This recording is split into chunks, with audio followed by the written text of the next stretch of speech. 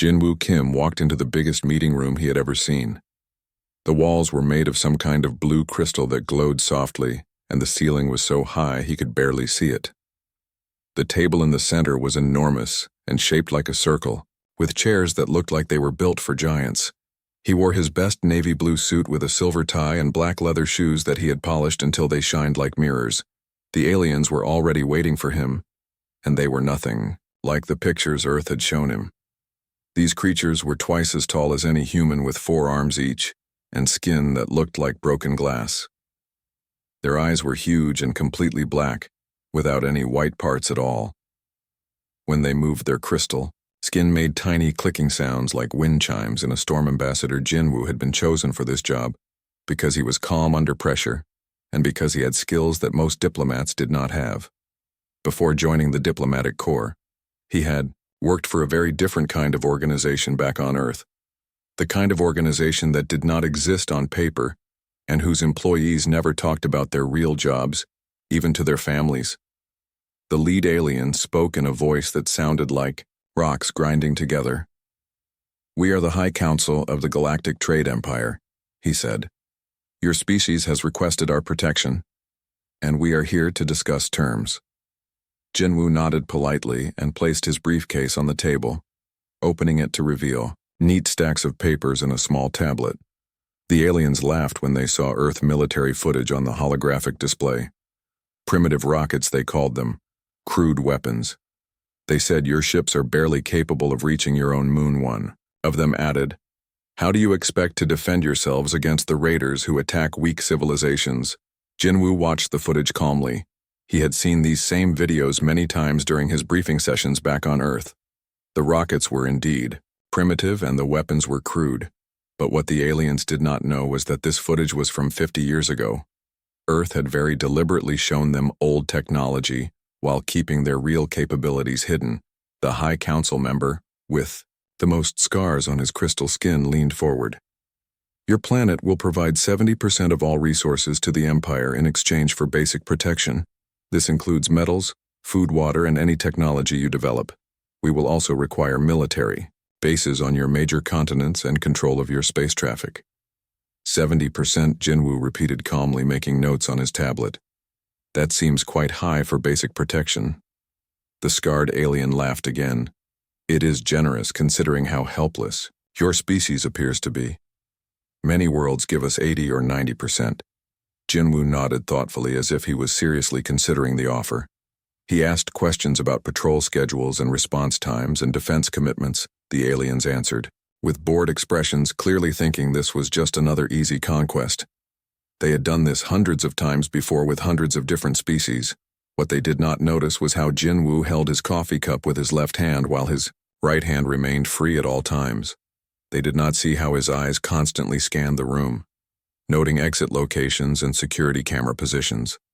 They did not recognize the slight bulge under his jacket that could have been a tablet computer, or something much more dangerous. They also did not understand that Jinwoo was not just taking notes about their offer. He was documenting everything about their technology, their security procedures, their body language, and their weaknesses. Every gesture, every word, every detail was being recorded and analyzed by a mind trained to find ways to kill efficiently and quietly. The meeting continued for 3 hours, with the aliens becoming more and more confident that they had found another easy target. They showed Jinwoo holographic maps of their empire spanning thousands of star systems. They bragged about their military might and their advanced technology. They even showed him footage of other conquered worlds to demonstrate what happened to species that refused their generous offers. Jinwoo remained polite and professional throughout the entire presentation. He asked intelligent questions and took detailed notes. He even complimented them on their impressive achievements. The aliens were so pleased with themselves that they began discussing how they would divide up Earth resources among their various departments. Finally, Jinwoo closed his tablet and straightened his tie. "This has been very informative," he said. "I will need to consult with my team before we can provide a final answer." The High Council agreed readily, giving him 48 hours to return with Earth surrender documents.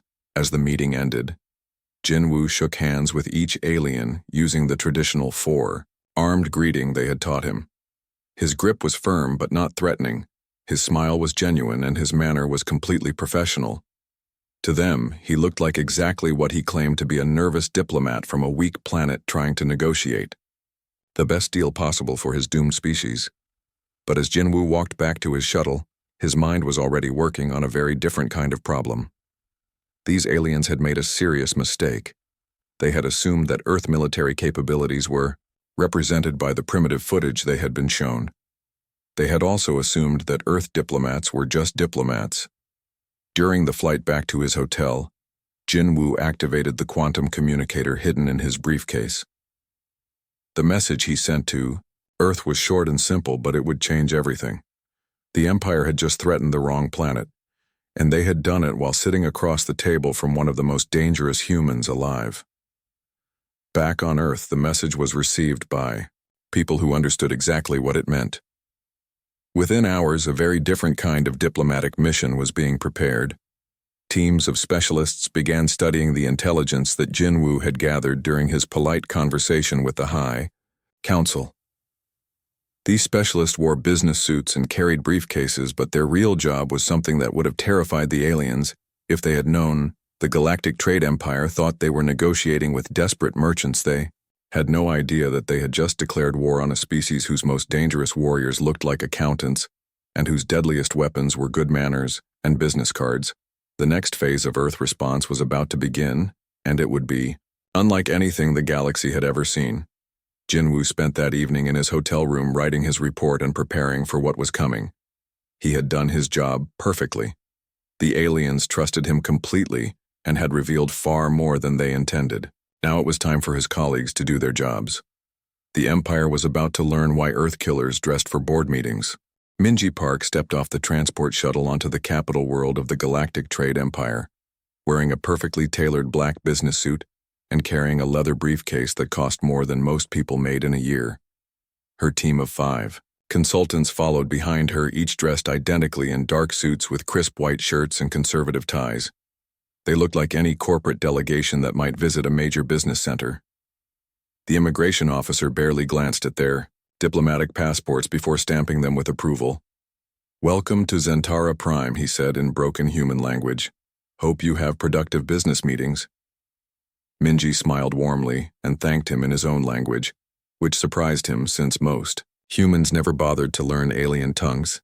Their hotel was the most expensive on the planet, a towering spire of golden metal and crystal that catered to wealthy traders and government officials. Minji had booked the entire 42nd floor, claiming her team needed privacy for sensitive business negotiations. The hotel staff thought this was perfectly normal, since rich humans were known for their strange requirements. Hyunbin unpacked his suitcase in his luxury suite, laying out identical business suits for each day of the week. He had been told this assignment would last exactly 7 days, and he always prepared precisely what he needed. His briefcase contained what appeared to be normal business documents, but hidden beneath the false bottom were tools that would have made the hotel security very nervous if they had found them. So-young stood at her window looking down at the sprawling city below. Her room had a perfect view of the power distribution center that supplied electricity to the entire government district.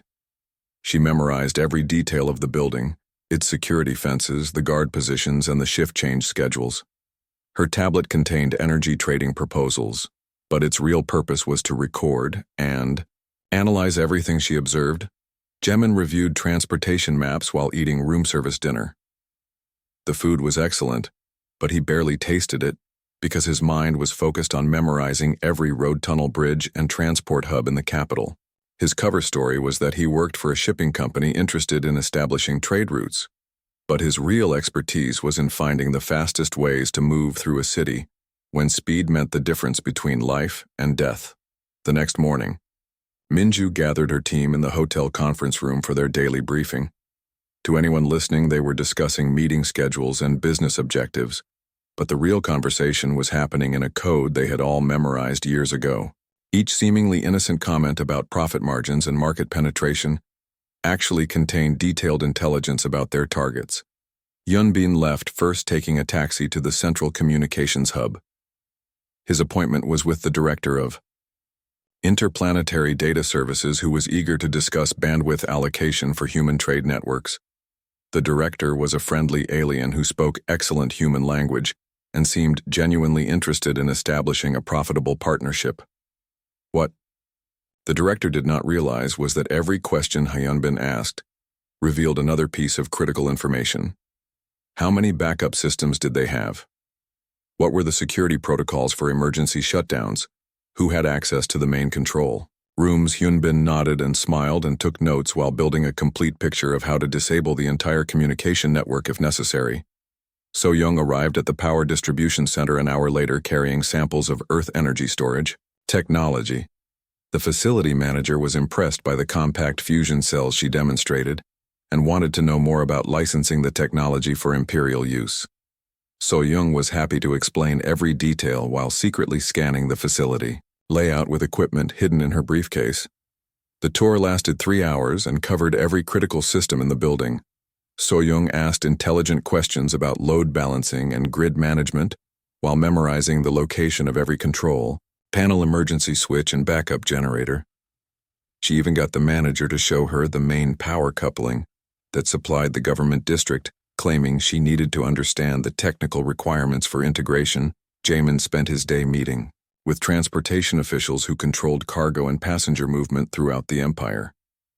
They were excited about the possibility of human shipping contracts and gave him detailed information about routes, schedules, and capacity limitations. Jamin listened carefully while identifying choke points and vulnerabilities that could paralyze the entire system.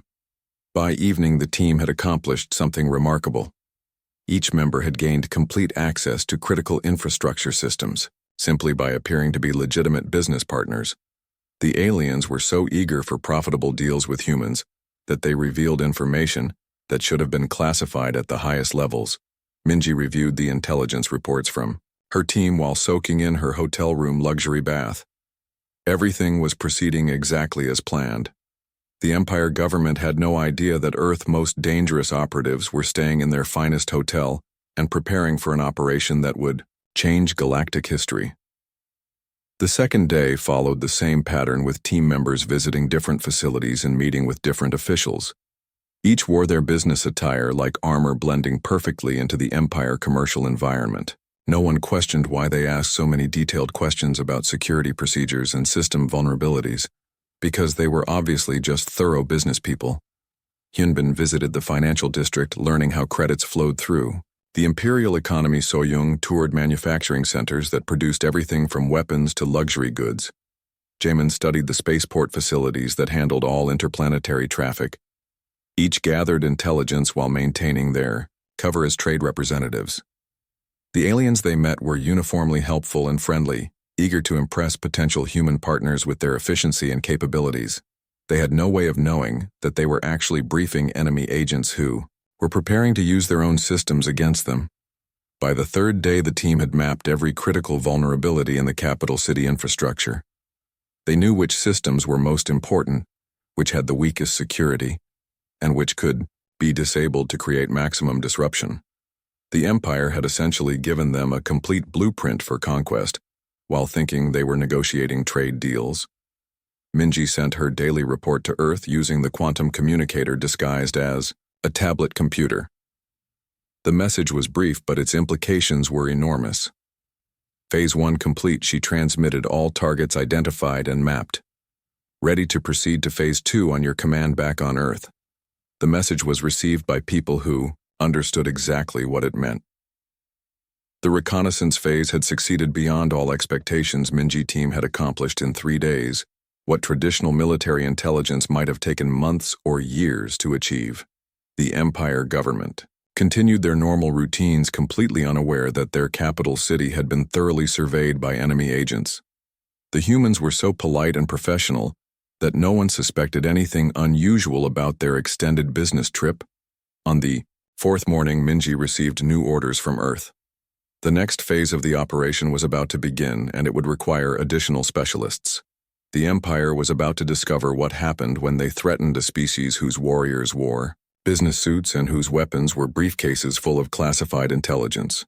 Young-ho straightened his burgundy tie and opened his leather portfolio as he took his position at the head of the High Council chamber. The massive crystal table had been polished to perfection, and the morning light streaming through the tower. Windows made everything gleam like precious stones. He looked exactly like what he was, a senior corporate executive about to conduct the most important board meeting in galactic history.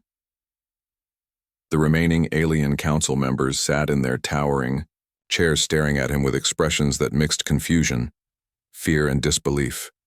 These creatures had ruled thousands of worlds for centuries and commanded fleets that could destroy entire star systems. Yet here they were taking orders from a human who looked like he belonged in an Earth boardroom rather than a throne room. Ladies and gentlemen, Young-ho began using the same calm professional tone he had perfected during decades of corporate presentations. I want to thank you all for attending this emergency restructuring meeting. As you are aware, the Galactic Trade Empire has recently undergone a change in ownership and management.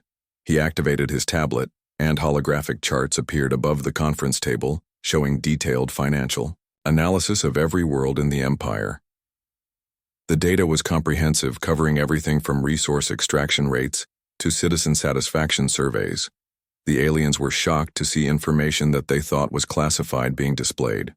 So, casually, our preliminary audit has revealed significant inefficiencies in the previous administration. Young-ho continued clicking through slides that showed corruption levels, military spending waste, and administrative overhead costs. Your taxation rates were excessive. Your customer service was inadequate, and your expansion strategy was unsustainable. The scarred council member who had negotiated with Jinwoo weeks earlier tried to interrupt. This is impossible, he growled. You cannot simply take over our empire and lecture us about efficiency. We have ruled the galaxy for thousands of years.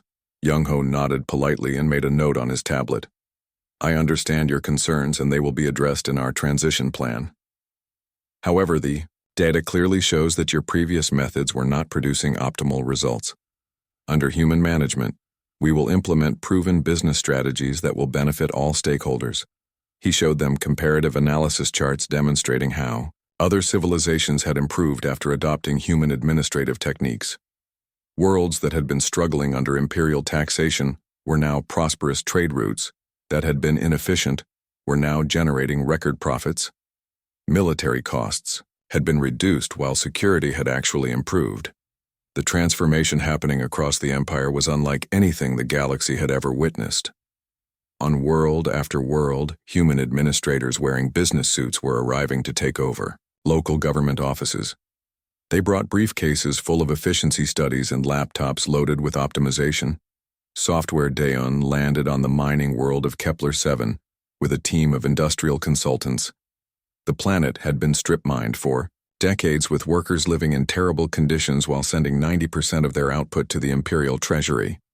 She wore a gray business suit and carried environmental impact studies that showed how production could be increased while improving worker safety. The local governor was a massive creature with 6 arms who had grown wealthy by squeezing every possible credit from the mining operations. He laughed when Daeon explained that taxation would be reduced to 30% and that worker housing would be upgraded. He assumed this was some kind of joke. Within a week, the governor was no longer laughing. New safety equipment arrived from Earth along with human engineers who redesigned the mining operations for maximum efficiency.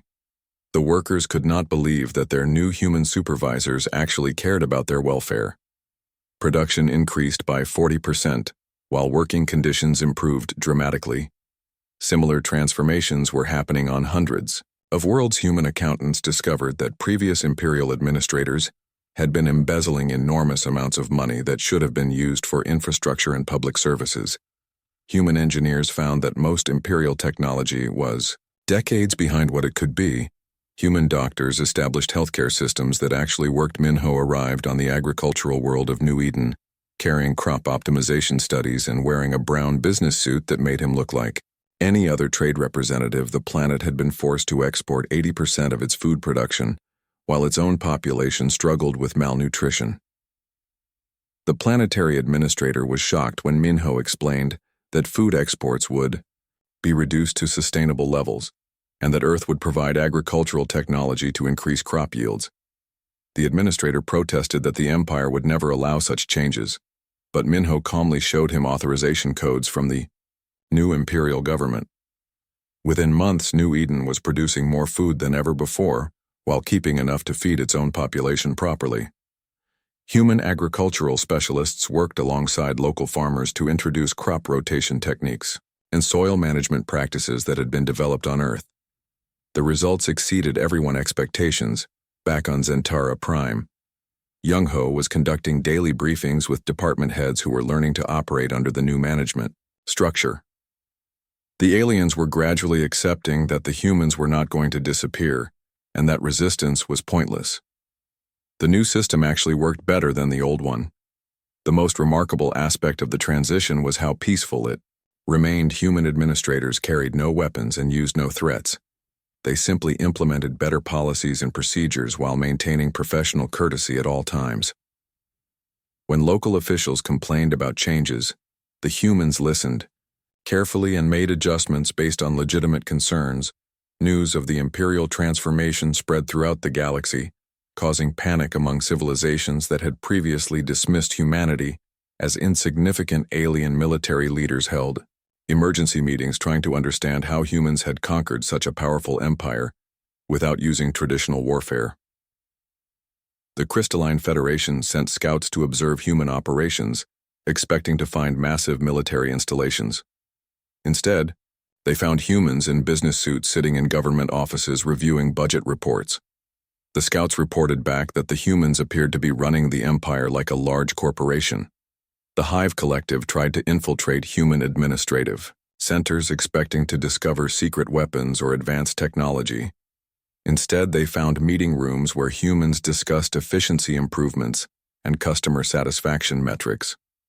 The infiltrators were confused by the complete lack of military secrecy. Young-ho reviewed intelligence reports about galactic reactions to the imperial takeover while drinking his morning coffee. Other civilizations were desperately trying to understand what they had witnessed. Some were sending diplomatic envoys to negotiate friendship treaties. Others were secretly studying human business practices. The ultimate irony was that most worlds in the former empire were genuinely better off under human management. Corruption had been eliminated, infrastructure was being improved, and taxation had been reduced. The humans had conquered half the galaxy and made it more prosperous in the process. As Young-ho prepared for another day of administrative meetings, he reflected on how perfectly the operation had succeeded. Earth had proven that superior organization and professional competence were more powerful than any weapon. The galaxy was learning to respect a species whose warriors looked like accountants and whose conquest looked like a corporate merger.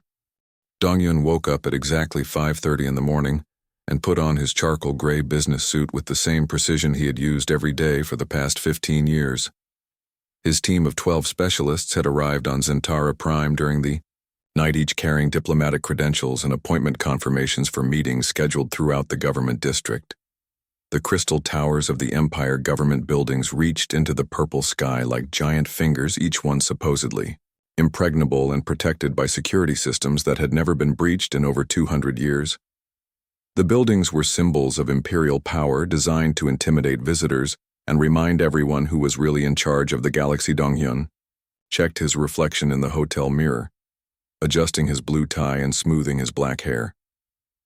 His briefcase contained business proposals for infrastructure development projects that the Empire had requested after their successful meetings with Minji team. The aliens thought they were getting more profitable partnerships with eager human corporations. At 7:15, Dong-yun led his team out of the hotel lobby past the same security guards who had been watching them for a week. The guards had grown accustomed to seeing well-dressed humans leaving for business meetings and barely glanced up from their morning reports. The team split up at the transport station, each heading to different government buildings across the capital. Sang-woo entered the Ministry of Defense building carrying architect plans for new military facilities. The security scanner detected nothing unusual in his briefcase because the plans were completely legitimate. His meeting was scheduled with the defense minister, who wanted to discuss human construction techniques. The receptionist smiled and directed him to the executive elevator. Eunbi walked into the Treasury building wearing a navy blue dress suit and carrying financial analysis reports. The Guards recognized her from previous visits when she had consulted on trade taxation policies. She had become a familiar face in the building, and the staff greeted her warmly as she headed to the minister office on the 20th floor. Seokjin arrived at the communications ministry with samples of human quantum technology. The officials were excited to see him because they had been negotiating a major upgrade to their interplanetary network. His clearance level allowed him access to secure floors, where the most sensitive equipment was located. Each team member moved through their assigned buildings with complete confidence. They knew exactly where they were going, because they had studied detailed floor plans obtained during the reconnaissance phase. Their appointment schedules were perfectly coordinated to ensure they would all be in position at the same time. The beauty of the operation was its complete normalcy. Every action looked exactly like what it was supposed to be. Business people, going to business meetings using elevators and walking through hallways and greeting secretaries with professional courtesy. The security systems detected no threats, because technically there were no weapons and no violations of protocol at exactly 9:30. Donghyun sent a single text message to all team members. The message contained only 3 letters, but those letters triggered the most sophisticated takeover operation in galactic history. 12 government ministers suddenly found themselves in very different meetings than they had expected. The defense minister was reviewing construction plans when Sang-woo politely closed the office door and activated a small device that jammed all communications. The minister looked up, confused, as Sang-woo sat down across from him and opened his briefcase to reveal equipment that definitely was not architectural tools. "I am afraid we need to discuss a change in management," Sang-woo said calmly. "The Defense Ministry is now under new administration, but do not worry, the transition will be completely professional." The minister tried to activate his emergency alert, but found that all his systems had been quietly disabled. Similar scenes played out simultaneously in 11 other government buildings across the capital. Each minister found themselves facing humans who had somehow bypassed every security measure and taken control of their offices. The humans were polite and professional, but absolutely firm about the new arrangements. Yunbi explained to the Treasury Minister that all imperial financial accounts were now frozen, pending a complete audit for corruption and inefficiency. The minister protested that this was impossible, but Yunbi showed him computer screens, displaying every transaction in the imperial banking system, all controlled by algorithms that her team had secretly installed during their previous visits. The communications minister discovered that Seokjin had spent the past week installing hidden software in the quantum network. Every message sent or received anywhere in the empire was now being monitored and controlled by human systems. The minister could not even call for help, because the humans had taken over the very systems he administered. Donghyun walked into the High Council chamber where the same aliens who had met with Jinwoo were preparing for their morning session. They looked up in surprise as he entered, because they had not scheduled any meetings with humans today. Donghyun smiled politely and took a seat at the conference table. "Gentlemen," he said, "there has been a change in the corporate structure of this organization. The Galactic Trade Empire is now operating under new management, effective immediately." The High Council members stared at him in confusion, trying to understand how a human had gotten past their security. The senior council member with the scarred crystal skin stood up angrily. "This is impossible," he shouted. "No one can simply walk into our most secure building and claim authority. The Empire has existed for thousands of years and will not be threatened by primitive humans." Donghyun opened his tablet and showed them live feeds from all 12 government buildings.